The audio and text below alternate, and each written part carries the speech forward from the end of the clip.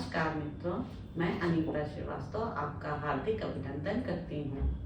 श्रीमद् वाल्मीकि रामायण में आज का प्रसंग है राजा दशरथ का स्वस्ति वाचन पूर्वक राम लक्ष्मण को मुनि के साथ भेजना, मार्ग में उन्हें विश्वामित्र से बला और अति बला नामक विद्या की प्राप्ति। वशिष्ठ के ऐसा कहने पर राजा दशरथ का मुख प्रसन्नता से खिल उठा। उन्होंने स्वयं ही लक्ष्मण सहित श्री राम को अपने पास बुलाया। फिर माता कौशल्या, पिता दशरथ और पुरोहित वशिष्ठ ने स्वस्ति वाचन करने के पश्चात उनका यात्रा संबंधी मंगल कार्य संपन्न किया। श्री राम को मंगल सूचक मंत्रों से अभिमंत्रित किया गया। तदंतर राजा दशरथ ने पुत्र का मस्तक सूंघ कर अत्यंत प्रसन्न चित्त से उसको विश्वामित्र को सौंप दिया। उस समय धूल रहित सुखदायिनी वायु चलने लगी। कमल नयन श्री राम को विश्वामित्र के साथ जाते देख देवताओं ने आकाश से वहां फूलों की बड़ी भारी वर्षा की। देव दुंदुभियां बजने लगी। महात्मा श्री राम की यात्रा के समय शंखों और नगाड़ों की ध्वनि होने लगी। आगे आगे विश्वामित्र, उनके पीछे काक पक्षधारी महायशस्वी श्री राम तथा उनके पीछे सुमित्रा कुमार लक्ष्मण जा रहे थे। उन दोनों भाइयों ने पीठ पर तरकस बांध रखे थे।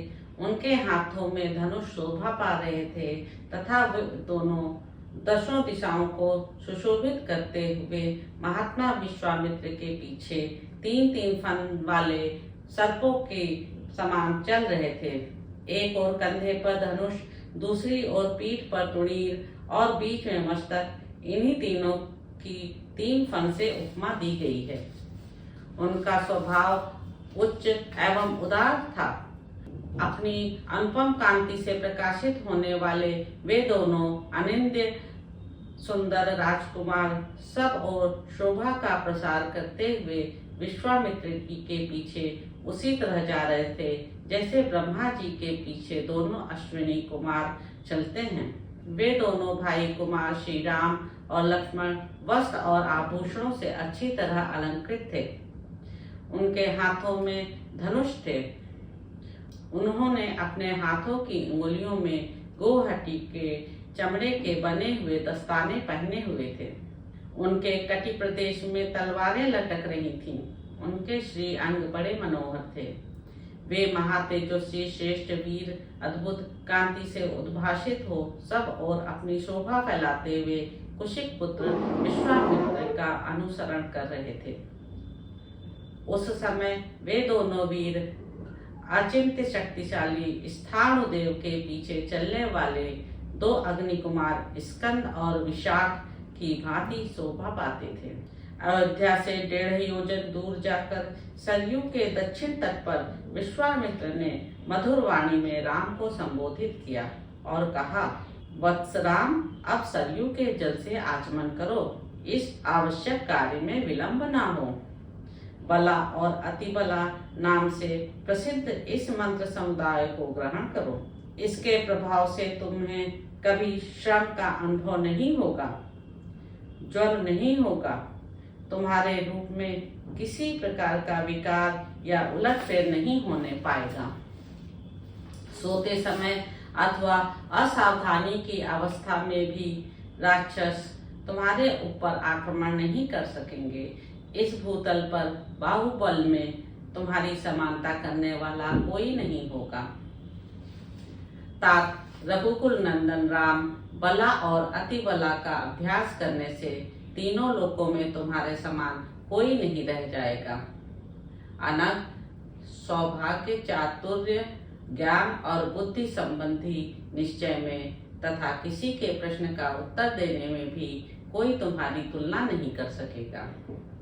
इन दोनों विद्याओं के प्राप्त हो जाने पर कोई तुम्हारी समानता नहीं कर सकेगा, क्योंकि ये बला और अति बला नामक विद्याएं सब प्रकार के ज्ञान की जननी हैं।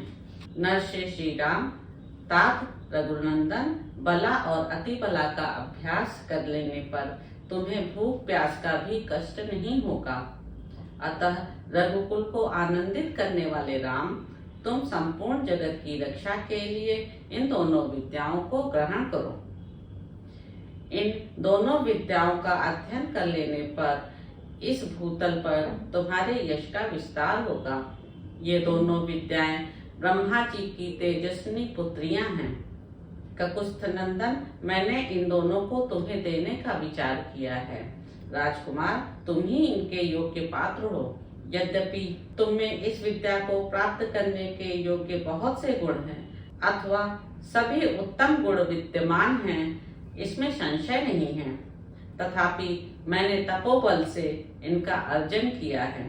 अतः मेरी तपस्या से परिपूर्ण होकर ये तुम्हारे लिए बहुरूपिणी होंगी, अनेक प्रकार के फल प्रदान करेंगी। तब श्री राम आचमन करके पवित्र हो गए। उनका मुख प्रसन्नता से खिल उठा। उन्होंने उन शुद्ध अंतःकरण वाले महर्षि से वे दोनों विद्याएं ग्रहण की। विद्या से संपन्न होकर भयंकर पराक्रमी श्री राम सहस्त्रों किरणों से युक्त शरतकालीन भगवान सूर्य के समान शोभा पाने लगे।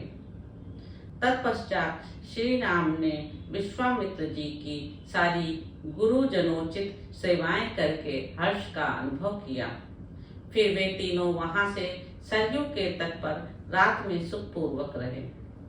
राजा दशरथ के वे दोनों श्रेष्ठ राजकुमार उस समय वहां तृण की शैया पर, जो उनके योग्य नहीं थी, सोए थे।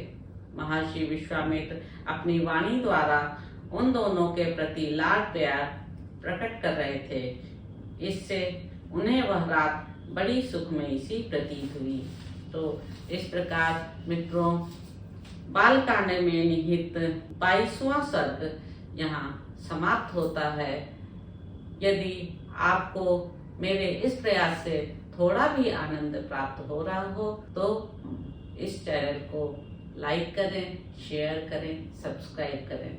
धन्यवाद मित्रों।